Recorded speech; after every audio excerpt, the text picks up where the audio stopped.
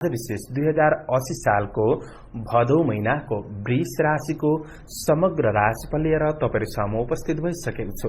दर्शकवृन्द, वृष राशि हुने मानवहरुका लागि यो भदौ महिना के कस्तो बन्दैछ, तपाईको ग्रह गोचरले तपाईलाई कुन कुन क्षेत्रमा सकारात्मक प्रभाव पार्नेछ, कुन कुन क्षेत्रमा तपाईले केही सतर्क रहेर बढ्नु पर्नेछ, यदि कुनै क्षेत्रमा नराम्रो हुँदैछ भने तपाईले के कस्ता उपाय गरेर अगाडि बढ्दाखेरि तपाईको भदौ महिना तपाईका लागि राम्रो बन्नेछ।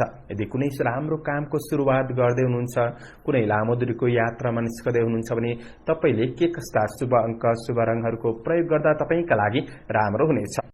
ढिला नगरिकन प्रवेश गरौं यो 2080 सालको भदौ महिनाको वृष राशिको तपाईकै राशिफल। राशि हुने जति पनि महानुभावहरु हुनुहुन्छ उहाँहरुका लागि यो 2080 सालको भदौ महिनाको ग्रह गोचरका साथमा राशिफलतर्फ हेर्दै गर्दा तपाईको राशिबाट सूर्य ग्रह चौथो भावमा गोचर गर्ने अवस्था रहेको छ भने बुध ग्रह राशिबाट चौथै भावमा बुध आदित्य योगको प्रभाव बनाउनेछ। त्यस्तै शुक्र ग्रह तपाईको राशिबाट तेस्रो भावमा गोचर गर्ने अवस्था रहेको छ भने मंगलको गोचर प्रभाव पाँचौं भावमा रहनेछ। अब यो महिना तपाईका लागि ग्रह गोचरको प्रभाव हेर्दै गर्दा विशेष चौथो भावमा सूर्य र बुधको बुध आदित्य योगको प्रभाव रहनेछ। शुक्र ग्रहको गोचर प्रभाव पनि सकारात्मक नै देखिएको छ।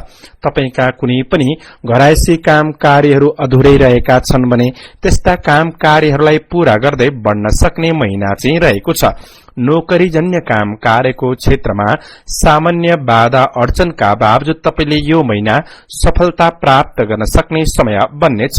सरकारी काम कार्यको क्षेत्रमा केही संघर्ष गर्नुपर्ने महिना पनि हो भने यो महिना आफूभन्दा अग्रज महिला वा माताको आशीर्वाद वा सरसल्लाह सुझाव लिएर गरेको काम कार्यको क्षेत्रबाट भने तपाईले राम्रो सफलता पनि प्राप्त गर्न सक्नुहुनेछ।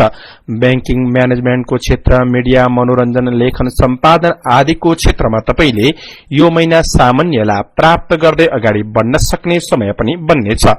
आईटी प्राविधिक क्षेत्रका काम कार्यको पक्षमा चाहिँ मंगलको गोचर प्रभाव त्यति राम्रो चाहिँ देखिएको छैन, त्यसैले बढी संघर्ष गर्नुपर्ने अवस्था पनि रहेको छ। तपाईको आफूले पाएको जिम्मेवारीहरूलाई पूरा गर्ने कोशिश गर्दै बढ्नु तपाईका लागि आवश्यक पनि रहेको छ भने यो महिना ग्रह गोचरको प्रभावले आफ्नो कार्यक्षेत्रमा आफ्नो अधिकार प्राप्तिका लागि तपाईले संघर्षका साथ अगाडि बढ्नुपर्ने महिना पनि देखिएको छ। कतिपय काम कार्यको क्षेत्रमा आफूले प्लान गरे अनुसार सोचे अनुसार कामहरू नबन्दाखेरि कहिलेकाहीँ दिक्क लाग्न सक्ने, मानसिक सामान्य तनाव पनि रहन सक्ने समय बन्नेछ। केही घरायसी समस्याहरू चाहिँ थपिन सक्छन्, तर घरायसी काम कार्यको क्षेत्रमा भने जिम्मेवारीहरूलाई तपाईले सही व्यवस्थापन गर्दै अगाडि बढ्न सक्ने समय पनि रहेको छ।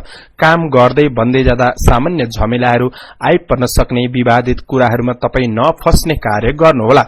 विवादित कुराहरूबाट तपाई टाढा रहने कोशिश गर्दा नै तपाईका लागि राम्रो हुनेछ भने यो महिना जब जागिरको क्षेत्रमा प्रयास गर्नेहरूका लागि बढी संघर्ष गर्दै अगाडि बढ्नुपर्ने समय पनि रहेको छ।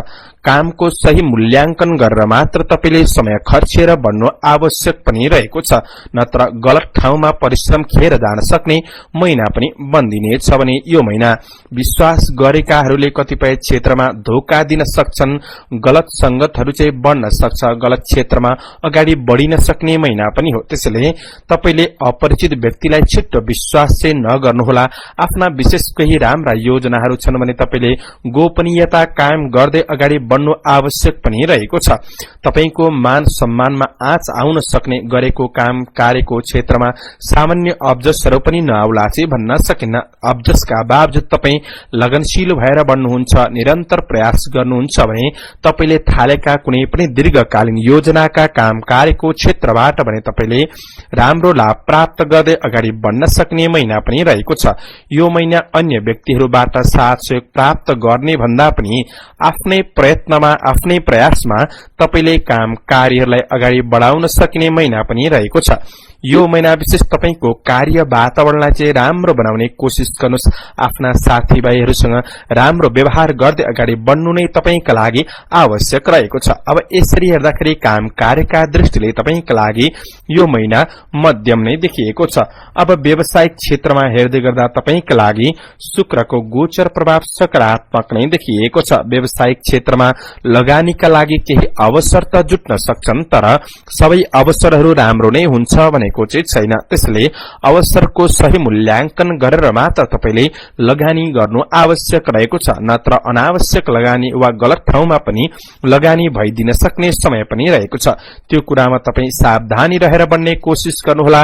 पहिले गरेको लगानीको क्षेत्रहरूबाट भने तपाईले सामान्य मात्रामा प्रतिफल प्राप्त गर्दै अगाडि बढ्न सक्ने समय पनि रहेको छ। नयाँ लगानी भन्दा पनि गरेको लगानीबाट तपाईले मुनाफा लिने कोशिश गर्दै अगाडि बढ्नु आवश्यक पनि देखिएको छ भने अब यो 80 सालको भदौ महिनामा वृष राशि हुने महानुभावहरूका लागि आर्थिक क्षेत्रतर्फ हेर्दै गर्दा तपाईंका लागि आर्थिक आय आर्जन पक्ष सामान्य रूपमा अगाडि बढ्न सक्ने महिना रहेको छ भने मंगलको गोचर दृष्टि प्रभाव चाहिँ त्यति राम्रो देखिएको छैन। त्यसैले गर्दाखेरि आफ्नो सन्तानका लागि वा तपाईको स्वास्थ्यका लागि केही खर्च पनि बढ्दिन सक्ने महिना बन्दिनेछ। त्यसैले खर्चका कुराहरूमा चाहिँ विशेष सावधानी रहेर बढ्नु नै तपाईंका लागि राम्रो हुनेछ। आफ्नो घर परिवारका लागि तपाईंको सञ्चित धन कतै खर्च भइदिन सक्ने समय पनि बन्दिनेछ। त्यसैले तपाईंको खर्चका कुराहरूमा चाहिँ तपाईले म्यानेज गरेर बढ्ने कोशिश गर्दा तपाईंको आय आर्जन पक्ष सामान्य रूपमा अगाडि बढ्नेछ। त्यस्तो असन्तुष्टि नै हुन्छ भनेको चाहिँ छैन। अब विद्यार्थी वर्गहरूका लागि यो महिना पढाइ क्षेत्रका दृष्टिले समय त्यति राम्रो चाहिँ देखिएको छैन।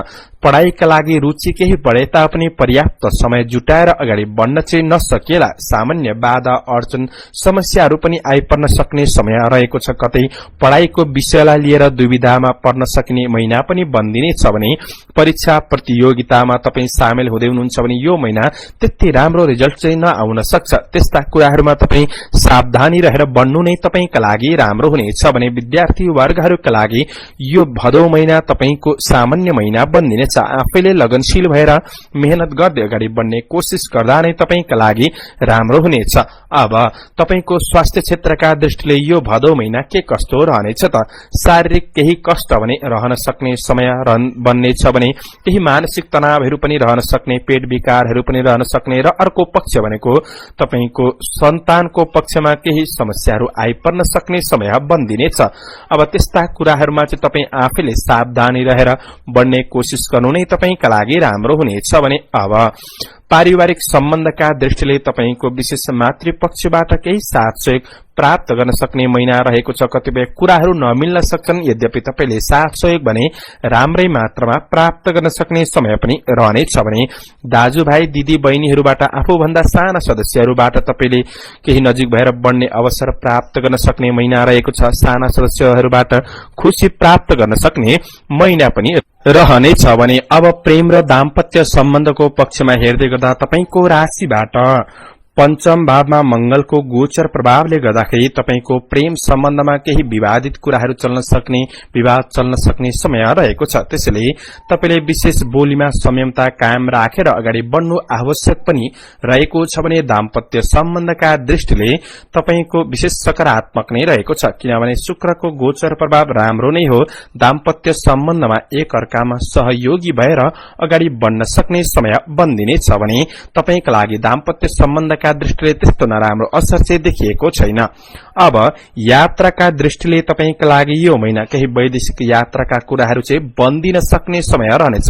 यद्यपि सामान्य बाधा अडचनका बावजुद तपाईले प्रयास गर्दै बढ्नुहुन्छ भने विदेशका कुराहरूमा तपाईलाई सफलता मिल्न सक्ने, रोकिएका कामहरू बन्दिन सक्ने समय पनि रहनेछ भने अब तपाईंका लागि यो महिना चन्द्र गोचर अनुसार कुन कुन दिन नराम्रा रहेका छन् हेर्दै गर्दाखेरि वृष राशि हुने महानुभावहरूका लागि 1 गते, 9 गते, 10 गते, 18 गते, 19 गते, 27 गते र 28 गते यी दिनहरू तपाईंका लागि त्यति राम्रो छैन। यी दिनहरूमा तपाईले कुनै पनि नयाँ कार्यको सुरुवात नगर्नुहोला। कुनै पनि लामो दूरीको यात्रामा सकेसम्म नजानु नै राम्रो हुनेछ। चन्द्र गोचर अनुसार तपाईंका लागि अन्य दिनहरू सामान्य रूपमा सकारात्मक नै देखिएको छ भने यो महिना राम्रो बनाउनका लागि शुभ अंक 1 अंक र 4 अंक रहेको छ। शुभ रंग पहेँलो रंग र रातो रंग रहेको छ र कुनै पनि शुभ कार्य गर्दै हुनुहुन्छ, यात्रामा निस्कदै हुनुहुन्छ भने ओम बालमुकुन्दाय नमः यो मन्त्रको जप गर्दै अगाडि बढ्नुहुन्छ भने तपाईले अधिक मात्रामा सफलता प्राप्त गर्न सक्नुहुनेछ। यो महिना तपाईको शुभ रहोस्।